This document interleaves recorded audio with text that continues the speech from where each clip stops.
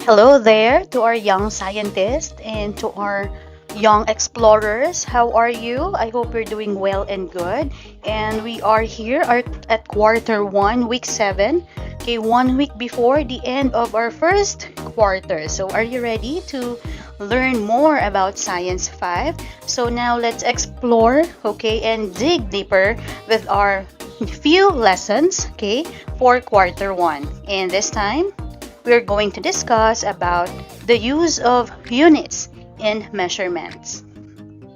Okay, specifically, okay, the use of units in simple science activities. Okay, so for day one, what we have here, okay, is a short review, okay, of your previous lesson. Okay, and at the same time, we're going to have the learning competency. Okay, you should be able to identify and appropriately use units in simple science activities such as milligrams, grams, kilograms, and degrees centigrade. So when do we use milligrams? When do we use grams, kilograms, and degrees centigrade? For our lesson objectives, you should be able to identify some units used for mass and temperature, use appropriate units in simple science activities, and measure the mass and temperature using a weighing scale and thermometer. Okay, we have here for your safety when conducting experiments, even with common materials, precaution and safety procedures must still be followed. And accountability and responsibility. Learners should understand that different materials can be beneficial if you use it in the right way and proper way, and it can also be harmful if used otherwise. For measuring scale, we're going to focus on the science process scale and the value of precision. Okay, let's have a review about the science process scales. Okay, so you're going to present the final data from your experiment and your answers to the guide questions. So you will be graded using the rubric found in Science 5, Week 7 Worksheet Annex A. So doon yung makikita yung rubric na gagamitin kung paano kayo gigradean. So you're going to present yung inyong final data, ano ba yung nag-gather yung data and observation with your last experiment. So another review, amazing hunt. Okay, so you're going to answer your assignment last week. So which path is the right one to reach the center? So we on the next slide, we have there a maze.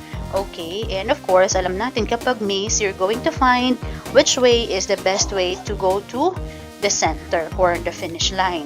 So what are the measuring tools seen along the path in the maze, and what type of measurement do we usually use them for? Okay, so we can see here the maze, okay, and along the way, we can see temperature, okay, what do we use in measuring the temperature?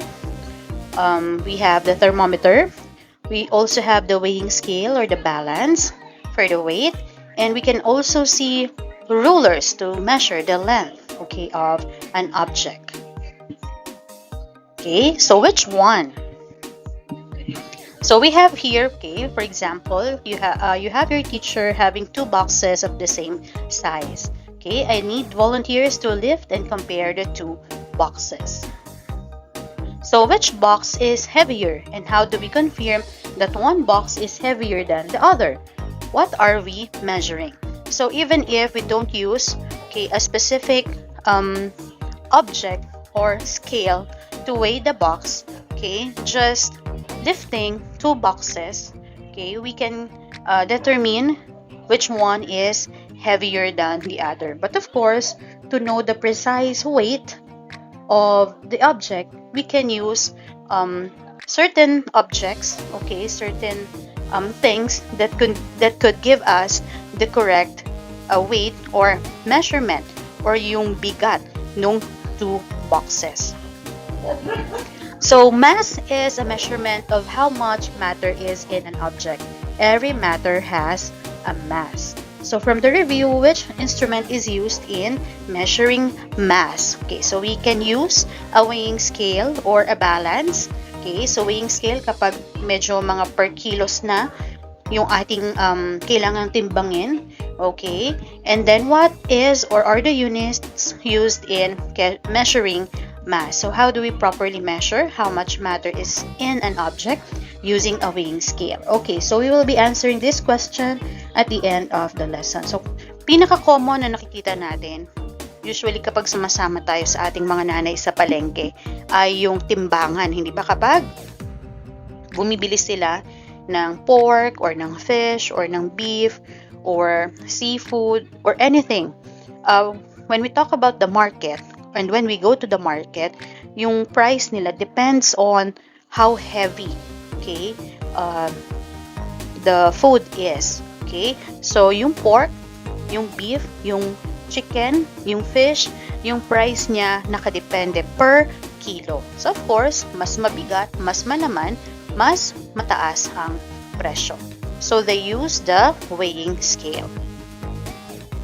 So now let's look at these two pictures. One sunny morning and one snowy morning. So even though it is not snowing, okay, in the Philippines, but of course we can picture out how cold it is in a snowy morning.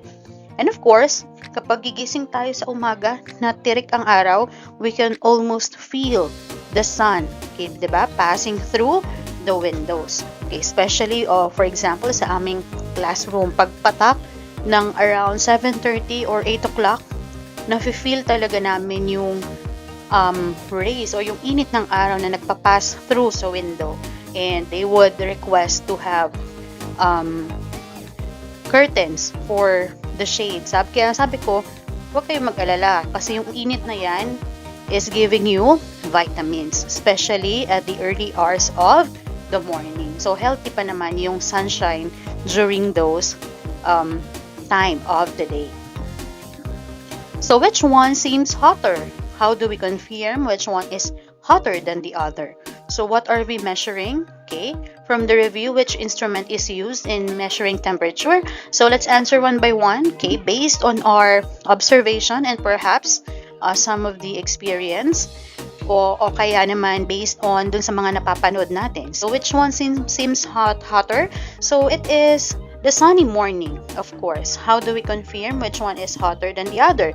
So kita pa lang natin sa picture yung init ng araw na nagpapass through sa window. And then of course, the other picture, di ba nakikita natin na almost the entire place is covered with snow. So what are we measuring? So we are trying to measure the temperature of the day.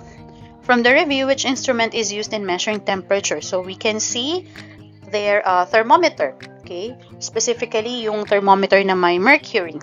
But nowadays, kumbaga sa mga panahon na ngayon, ang ginagamit na natin ay digital thermometer. So especially may mga room thermometers na rin tayo. Pero para sa iba, baka feeling nila mas accurate, no, yung ating usual thermometer with mercury. Pero yung iba, ang ginagamit na ay digital thermometer. What is or are the units used in measuring a temperature? So we use degrees centigrade. All right. Now, how do we properly measure how hot or cold the temperature is using a thermometer? Okay, so we will be answering this question at the end of the lesson. Kasi there are several ways and there are kumbaga proper ways on how we measure the temperature. Okay. Kumbaga iba yung paraan ng pag-measure ng body temperature, iba rin yung paraan ng pag-measure ng room temperature, di ba? At kumbaga iba't iba yung ginagawa nating ways at may mga tamang paraan kung paano natin makuha yung temperature ng isang object. So now let's unlock our content vocabulary. Okay, you can answer this matching type. Okay, that you're going to match column A with column B. Okay, and later on we're going to find out if our answers are correct. Okay, so for column A, we have gram, Celsius, kilogram, milligram, and unit. So we're going to find its meaning from column B. Okay, so measurement involves a number and a unit. For example, the volume of the water in graduated cylinder is 15 milliliters or ml. 15 is the number, while the milliliter is the unit of volume. So combination siya. When we talk about measurement, it's a combination of a number and the unit of measurement. So for the example, 15 milliliters, 15 is the number and the milliliter is the unit of volume. So, do you know which unit to use when measuring? So, alam mo ba kung ano ba yung dapat nating gamiting unit kapag tayo ay may sinusukat? So, for example, kapag length o yung haba yung ating sinusukat, ano bang unit of measurement ang dapat nating gamitin? Diba? Is it centimeter? Is it inches? Is it feet? Okay. So, is it meter? Kapag halimbawa naman ang sinusukat natin ay volume, okay, what are we going to use? Is it milliliter? Okay, is it centiliter? Is it liter? Okay, or what if yung mass naman ng isang bagay? Do we use pounds? Do we use kilograms? Okay, or what unit are we going to use in measuring different kinds of objects? So now let's imagine there are two aspiring scientists just like you who want to share their experiments results. They both measured the mass of the container containing the chemicals used in the experiment using a balance. And they had the same number of measurements. However, they used different units. Aspiring scientist A said his result is 43 grams, while aspiring scientist B said it should be 43 milliliters or ml. Now, let's have some processing questions. Which one presented a correct measurement for the mass of the container? Okay, the answer is aspiring scientist A. So, aspiring scientist A presented the correct measurement for the mass since grams is the appropriate unit in measuring mass of materials. How important is the unit of measurement? So, gaano ba ka-importante ang paggamit ng unit of measurement such as grams, kilograms, liters, milliliters, okay, or centimeters, okay, or pounds? So the answer, units provide a standard way to express and compare measurements, ensuring that they are precise and accurate. So yung mga units yung nagbibigay sa atin ng standard, no? Kung paano natin i-express at kung paano natin ihahambing at ikukumpara ang mga sukat na ito, na kung saan ito ay nagbibigay sa atin ng tiyak at wastong sukat ng mga bagay-bagay. Now, again, how important is the unit of measurement? Okay, so yun nga, yung ating binanggit kanina. So kapag tama yung ating ginamit, nagiging tiyak tayo. Alala na, very important yung precise and accurate measurement, especially for those who are, for example, they are baking. They are trying to, or for someone who is counting calories. Diba may mga tao na nagka-count na because they are now nagiging aware na sila sa kanilang mga kinakain. So, meron na silang mga food weighing scale, na kung saan, for example, for this day, isang matchbox size lang ng meat ang kakainin nila, na dapat ay, for example, 100 grams lang. So, kailangan nila yung timbangin to make sure na tama at sakto yung kanilang makakain para tama din yung calorie intake na kanilang makukuha for that day.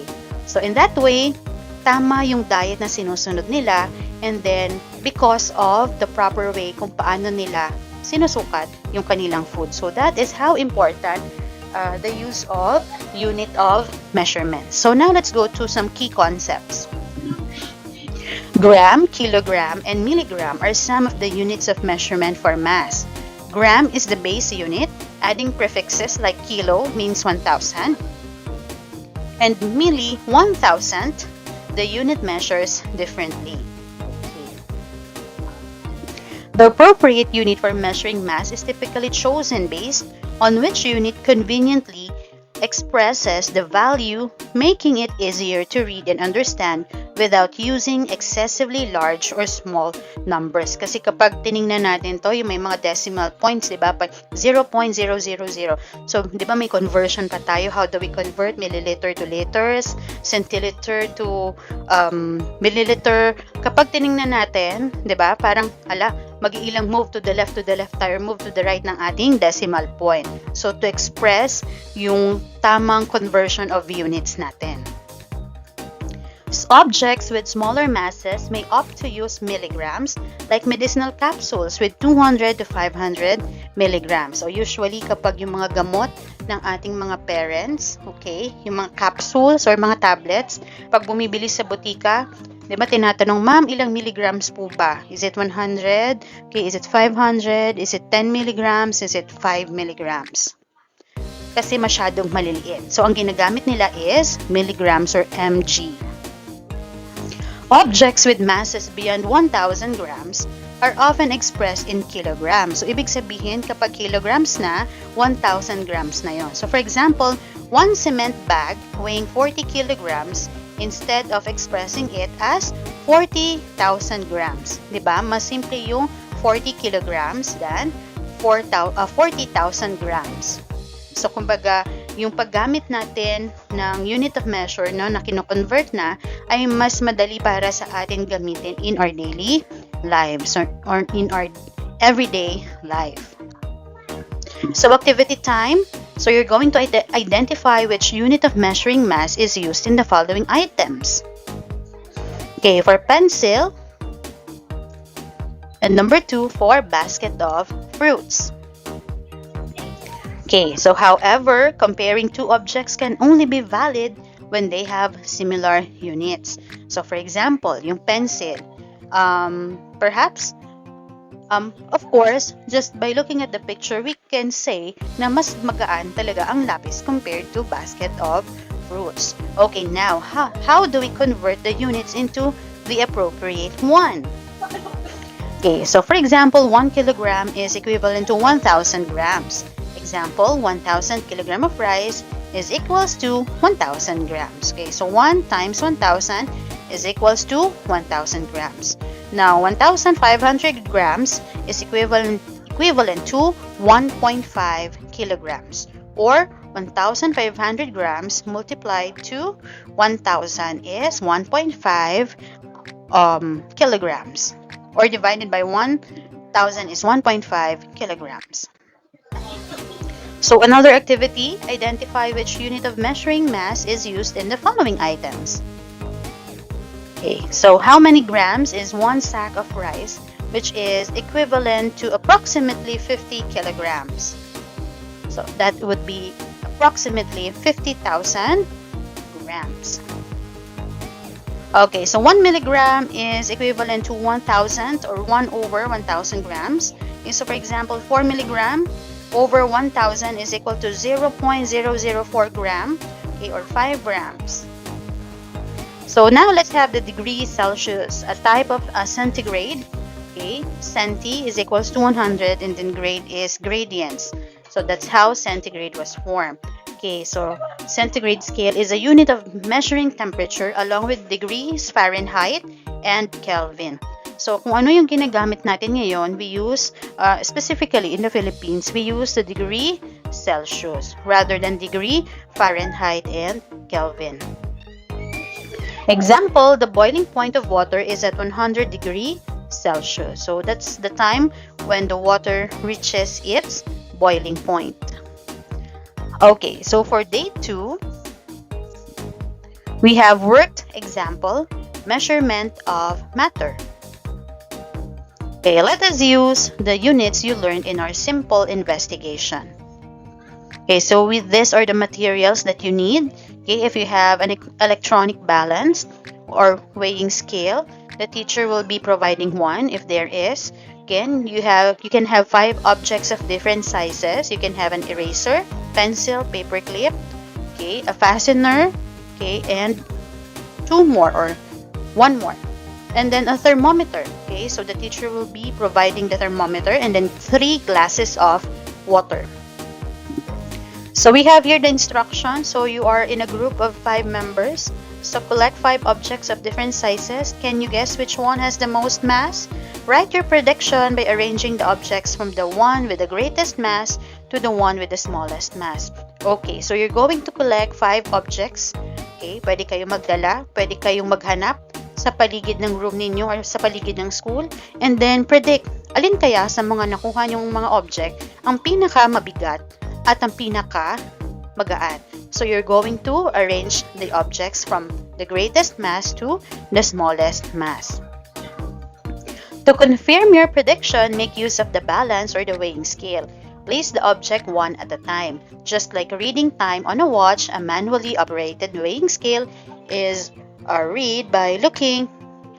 be read by looking at the number where the hand is pointing.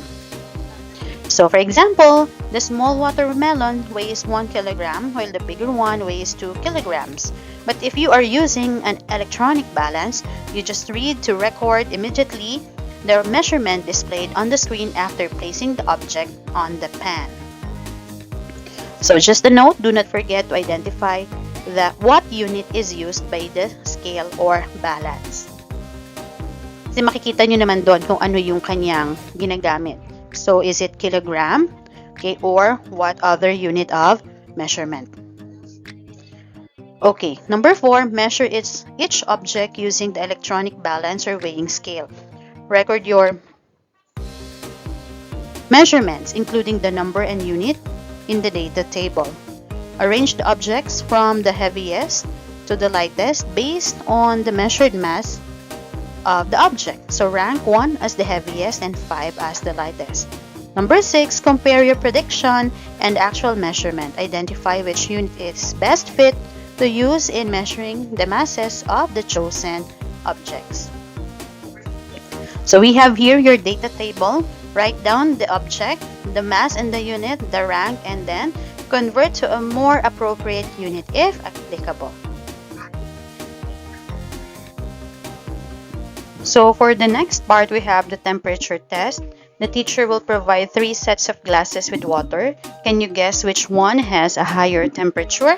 Write your prediction by arranging the glasses from the one with the greater temperature to the least. So label the glasses first. Okay, now how do we use the thermometer? This is a thermometer with a degree or with unit degree in degrees Celsius. The red bulb at the bottom expands when exposed to any matter, even the air. The value corresponding to the increase of the red line is the temperature of the object. So example, the red line is located between the 37 degrees Celsius and 38 degree marks. Count the number of small divisions between 37 and 38. In this instance, there are 9 small lines with 10th line being 38 degrees Celsius. Therefore, each small line represents 0.1 Celsius. Counting up to the 5th smallest line indicates a temperature of 37.5 degree centigrade or degree Celsius. So always measure the temperature at eye level. Okay, measure the temperature of the water by submerging the thermometer into the water without touching the bottom of the glass. Do this for all glass containers. Compare and rank the glasses of water in terms of their temperature. Rank 1, highest temperature, and then rank 3 is the lowest temperature. So you have here the table for your temperature test. So we have here some guide questions. So were your predictions correct regarding the mass of the objects? Why or why not? Were your predictions correct regarding the temperature of the water? Why or why not? And is it important to use an appropriate unit when measuring? Why or why not? Okay, so we have here some key concepts. Okay, mass can be measured using gram, kilogram, and milligram. Grams and milligrams are appropriate measurement units for small, tiny, or light materials, while for big or heavy materials, we use kilograms. You can use your senses and observe when predicting mass, but using equipment like a balance or weighing scale can help you accurately compute the mass of a material. Okay, so we can always say which one is heavier, okay, which one is lighter, which one is hotter, and which one is colder. But if you want the precise and accurate measurement of those hotness and coldness, okay, lightness or heaviness, we can always use the different equipment such as the thermometer or the weighing scale or electronic balance, okay, to have the exact weight or temperature of the object you want to measure. Okay, so we have here another key concept. So for the temperature test, temperature can be measured using thermometers. The units of temperature includes degrees Celsius and degrees Fahrenheit and Kelvin. Essentially, it tells us the coldness or hotness of a material. Okay, so for day 3, okay, so let's practice more. Be ready with your answers afterwards, and we're going to allot 20 minutes for the presentation. So you have here another group activity or another activity or observation. So you can refer to your learning activity sheet 2, Science 5, Week 7 worksheet. Okay, so here are the criteria on how you're going to be graded. So accuracy of content, 40%, delivery, 30%, organization and coherence, 20%, and teamwork, 10%, for a total of 100%. So we have here the instructions. You will work on this worksheet with your group mates. Group yourselves into 6 and work simultaneously or collaboratively for parts A, and B. For part A, appropriate unit to use. Which unit is appropriate to use to measure the following? Choose between grams, kilograms, and milligrams. Okay, so for capsule, for cement, okay, for a sharpener. So for capsule and sharpener, we can use, okay, milligram. Okay, for the sharpener, we can use gram. For cement, we use the kilograms. Okay, letter B, show the mass. Display the correct measurement of the mass using a weighing scale by drawing the hand of the scale corresponding to the measurement. Okay, so 4 kilograms. So how do we express 4 kilograms? So draw a hand pointing to 4 kilograms. Okay, 2,500 grams. Okay, so how do we express that using this scale? So you can draw a hand, okay, yung katulad nung hand ng clock. Okay, so for letter C, show the temperature. Display the correct measurement of temperature using a thermometer by coloring the thermometer. Okay, so now color the thermometer to show the given temperature. Number 1 is 10 degrees Celsius. Okay, you can use color red if you want, because that's the usual color. Okay, number 2, 45 degrees Celsius. Now, how do you know which unit is appropriate to use in measuring the mass of a material? How do you determine the mass of an object if the scale hand is not exactly on a numbered line? Okay, so for day 4, you will have here your exit questions. What are the units of measuring the mass? We have the grams. Okay, this is the base unit. Okay, we use the milligrams, okay, and grams for tiny or little objects or light objects, and we use kilograms, okay, for heavy objects. How do we properly measure how much matter is in an object using a weighing scale? So kapag nilagay natin sa weighing scale at kung saan tumapat yung hand, okay, so that is the corresponding weight of the object. What are the units for measuring temperature? So we usually use the degree Celsius or the degree centigrade, okay, apart from degree Fahrenheit and Kelvin. How do we properly measure how hot or cold the temperature is using a thermometer? So kapag yung water you dip, okay, without touching the glass. If you are going to measure the body temperature, usually, okay, for some sa armpit, okay, yung others naman sa mouth, diba? And then very seldom, no, sa anus. Pero since it's very unhygienic, no, ang pinaka ginagamit na lang is yung sa armpit. Pero since meron na tayong mga digital thermometers, Diba? Nauso na yung tinatapat na lang sa noo to measure yung temperature ng ating katawan. Okay, so let us now reflect on what we have covered so far.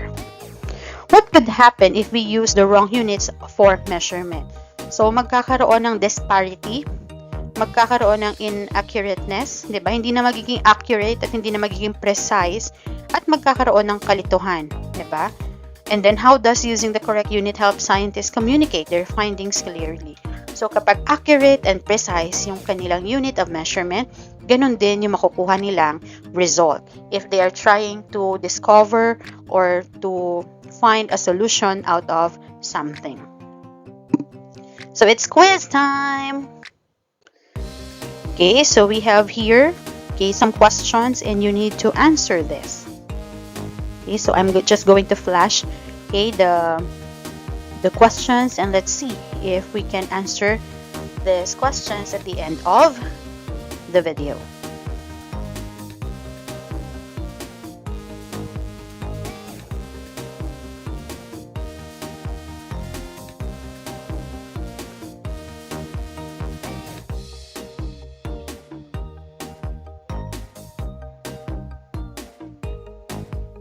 Okay, you have a matching type.